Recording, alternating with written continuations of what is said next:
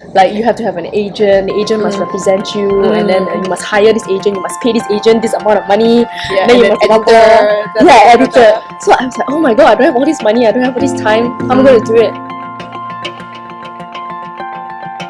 Hi everyone, welcome to Own Your Story. Today I have a very special guest.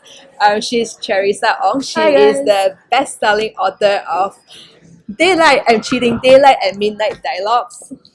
Yeah, she's also the founder of a publishing company, Penwings, and she's the UX UI designer with Boost.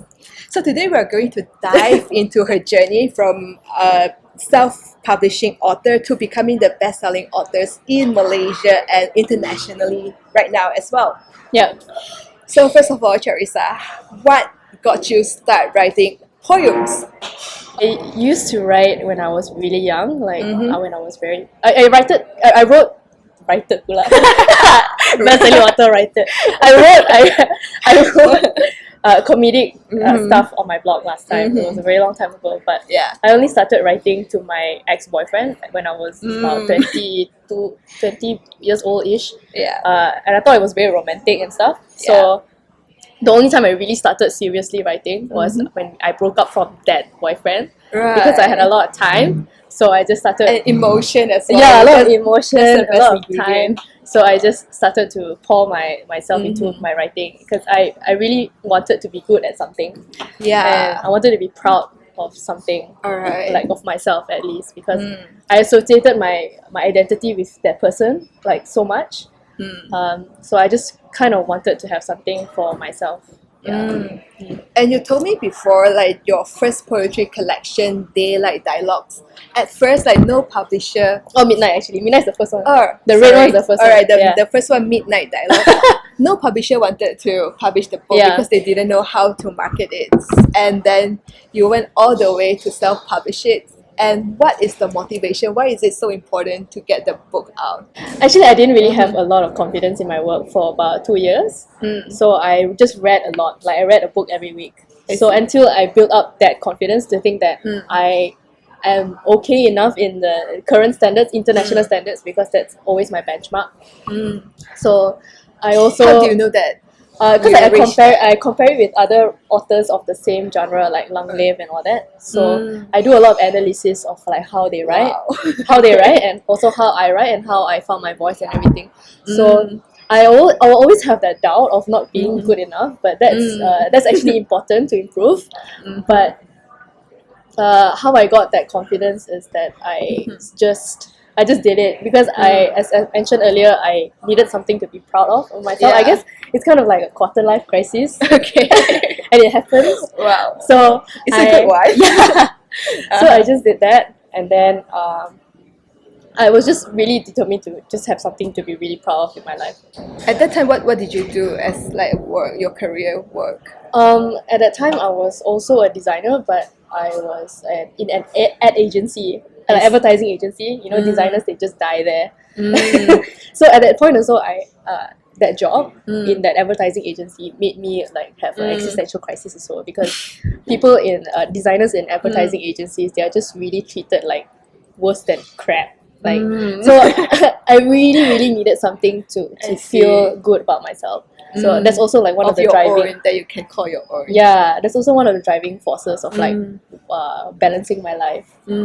So what is this book about and who is it for? What's the message that you want to convey getting this book out? Okay, so the first book actually it's actually for myself. It's actually an exploration of different writing styles, because inside here we have a collection of poems and also short stories with different genres. So I have myth, I have horror, and I have like fantasy and nursery rhymes in it. So it's kind of an exploration of who I am.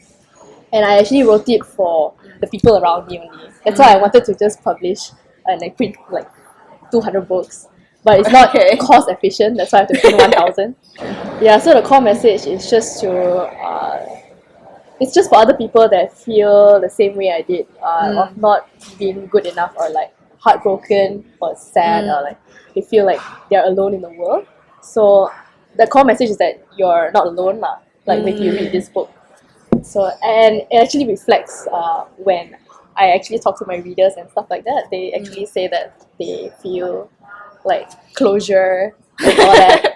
So it's nice. It's nice to know that. Yeah. So before it reached the readers, like you went through a long process, like a tough process as well, to get it into the bookstore. Can you share with us how does this book from a manuscript become best-selling books in Malaysia?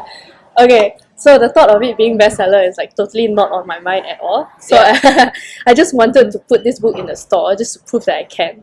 So, but I had no connections at all. Like I have no. I was in a design background, and I was also. My mom was also in logistics, so I told her I kind of pitched her the idea that hey, I want to publish a book, and then she's like, sure not, you know, like your own family has this kind of doubt, so I had to really like persevere and like really show that I really wanted it.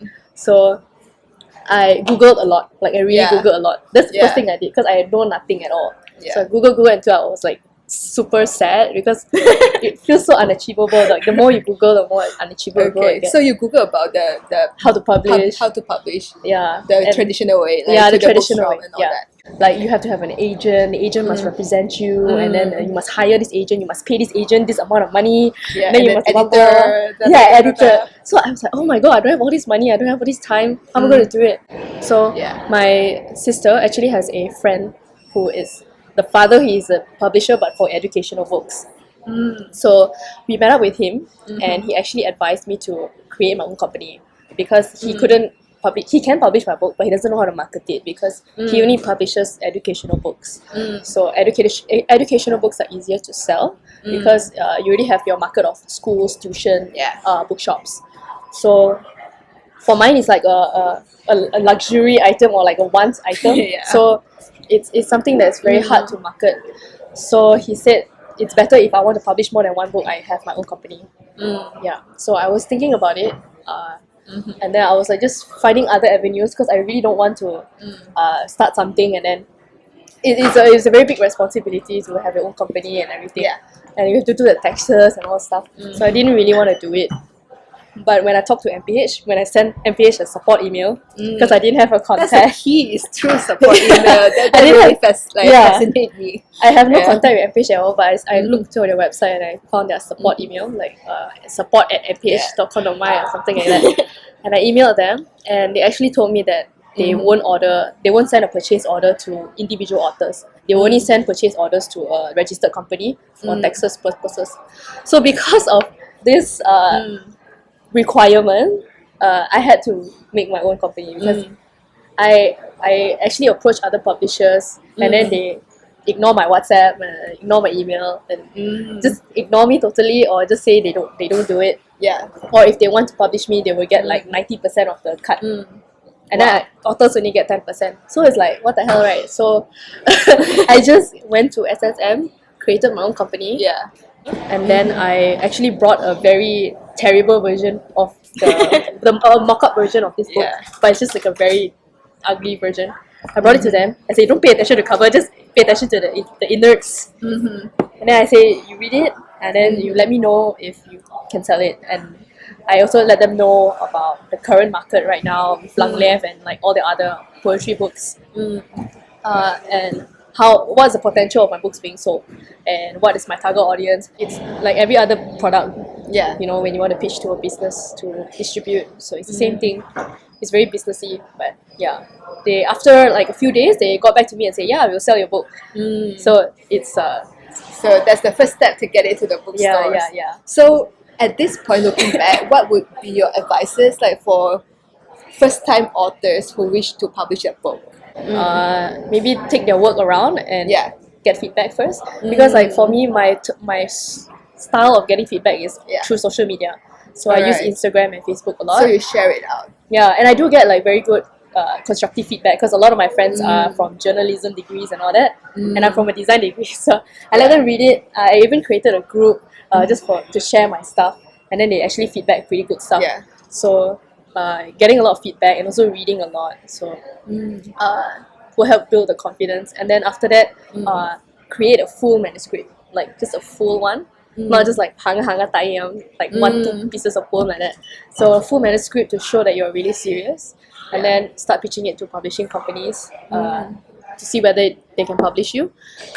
If really cannot, then I won't recommend creating your own company lah. But if it's really come to that situation like me, then maybe then you can create your own. So far, like how has becoming a best-selling author changes you as a writer and as a person? Yeah. So I only got that status like recently when Daylight Dialogues hit the bestsellers. I see. This year, last year. Last year, because now it's 2019. Yeah. So best-selling author is when you have more than one book that's in bestsellers list. I see. So it definitely changed me because it's like an affirmation that I am good at something, that I should continue doing this, and I shouldn't give up on this. So through that affirmation, I actually started to challenge myself a lot more in writing. I started an alphabet challenge, which like forces me to read the entire dictionary for every single poem. I am actually very, very gung-ho to get this out to international waters. That's why we have the collaboration with Amazing Fables for the personalized books also. To try to get it like in US, in Europe, in Australia and all that. Because that's my dream, right? Yeah. So it just changed me the way I write. Like I feel like I should write a little bit more sophisticated, I don't know, but also relevant and also more frequent, just to be better at what I'm doing. Do you have fear? Like, does it create fear as well that you couldn't be as good as your past? Of course. Like, because Elizabeth Gilbert has a TED talk about that. About creative genius. It's like fearing that you're the one-hit wonder kind of thing, right? I always have that fear, like always. So in order to avoid that, I'll just continue writing non-stop. So if I come up with something not so great, at least I'm still practicing it, and eventually something greater will come. Like as time goes by. That's a very good attitude. Just continue doing it. Alright, and your poems are all very personal because you talk about your journey and then your emotions. So how do you deal with like the the fear of exposing yourself to the public, and especially if like people can give you constructive comments and at the same time people can also troll you? Actually, it's more of like being self-confident, I guess, of like who you think you are as a person. How do you build that? So to the point where you are so comfortable. I think working in agency. No lah, but basically just the first time I got like maybe bad remarks or like bad feedback, I actually took it to heart very seriously, and it was pretty ugly lah, because like I was crying and stuff like that. But I think that's necessary to build the thick skin. So I think as just time goes by, your skin will be thicker lah. So I think it's a time factor kind of thing, and also like how you look at all this feedback. Like, is it constructive or is it just plain mean kind of thing? So those really constructive one is like, I'm really thankful for it because it really helped me grow so much. But for like the mean one, I just like kind of ignore it, kind of thing. So but it's good because like people are talking about you, right? Okay, so you're taking up like 1% of their day talking about you, so it's fine, So I always look at it as a silver lining kind of way. And besides the thick skin, it's also like the belief in yourself, your confidence that I think is very beautiful to see. It's like, I like that. It's like when I talk to you, like the way you carry yourself, the way you talk about your work. Okay, so like, think whatever you want to think, let the creative juices flow. And then there are a lot of people whom I think have a story in them and they wanted to write a book as well, but they keep delaying, procrastinating because they say that I can't write. So as a self-taught writer, what would you advise them, or what tips would you give them? It's just to have a little bit more ego in yourself. Actually, because like, if you can't write, then a little bit more belief and ego. Yeah, exactly. The starting point will be reading a lot. So because the reason why you can't write is because like your internal library is empty. So you just need to fill in your library in your head. So once you read a lot, then you get more ideas and more inspiration from like everything around you, not just like articles on Facebook. It's like real books, right? Because a lot of people, they think reading is just like scrolling says.com or whatever. It's like it's not the same thing. It's really reading a lot first. That's why I didn't even start writing at all until after I researched and read for 2 years. Wow. Yeah, every week I read a book because I didn't have that confidence at all. That's amazing. So just read first. Okay, so right now, besides your hat as an author, you're also a founder of publishing company Yeah. Penwings. So under Penwings, what is your vision for this publishing company, and what do you want to achieve? It's a pretty big dream actually. It's Yeah. the one that is driving everything else, which is like the Mm. books and everything. The main Yeah. dream is to really improve the literacy and the education in Malaysia. That is freaking big. That's a huge dream. So I think that's a good thing to do because like it doesn't limit me on whatever I want to do. Like I could like write for games, I could write for books, I could write for movies, as long as or like school literature and stuff like that. I see. So for my company, I want to publish more Malaysian authors and also like international authors. So I want to find these gems and publish them, which I'm actually publishing one guy, Zach Shah, this year. Yeah.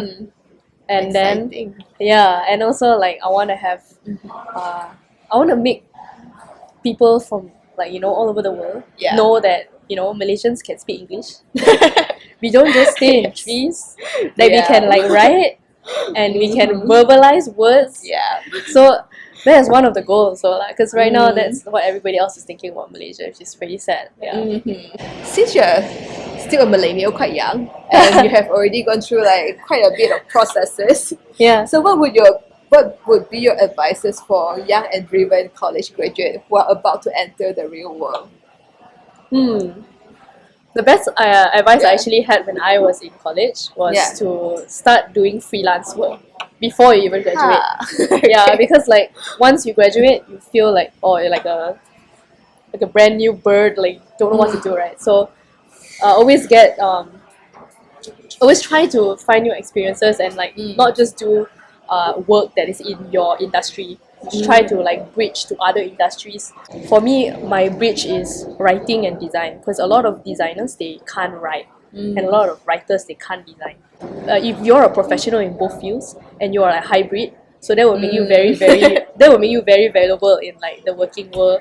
Yeah. So let's say if you're like Lang Lev, she's an illustrator and she's a writer, so she can like really make her book so beautiful. And like the beauty of me having my company is that I have my own business, so it touches like business and design and marketing and PR and all those stuff, which is very cool. So always expand and not just stick to one industry. That would be like the I best. totally agree with you because Yeah. like as a writer myself, I find that having a commerce background Yeah, and it business really helps. background helps me in terms of like corporate writing. Yeah, And it just makes things so much easier. yeah, and then And you'll the be hired. perspective, the perspective will be different compared to like writer from the mass comm or the Yeah. literary background as well. Mm. Alright, so before we come to the last questions, do you have any book that you recommend most to your friends? And how has that book impacted you? Okay, so recently I read Yeah. 12 Rules of Life. Ah, right. James Patterson, right? James Patterson, right? Yeah. Joe Patterson. Yeah. It really impacted me despite me not knowing the author name. But anyway, his book is it doesn't tell you anything new, but it gives it just makes you see things in a different light, which I think is very important. And that's what I really try to do with all my books also when I write my poems, to make people have more perspectives in life. Because with more perspective, it makes people more tolerant towards each other. It might be a bit dense. That's why you can see the video. I think he has YouTube videos. Yeah, a lot of interviews. Yeah. By Joe Patterson. Yeah. But reading the book itself, it's you get really truly immersed. Where can people connect with you and find out more about your work? You can follow me at COTYPOEMS, Koti Poems on Instagram and also Facebook. And my website is penwings.com. Alright, Yeah. we'll link it out. Yeah. Okay, so last questions. What is the impact that you want to make through your work? I think it's pretty close to just my company's impact, which I want to do, which is just to provide to be a part of a more tolerant society, and through that, by increasing the literacy in Malaysia. And putting Malaysia in the world. Yeah, exactly, and that we don't look like just people in trees that just mumble. Awesome. Okay. Yeah, before we end this, like any exciting plan in 2019 or like even the longer future?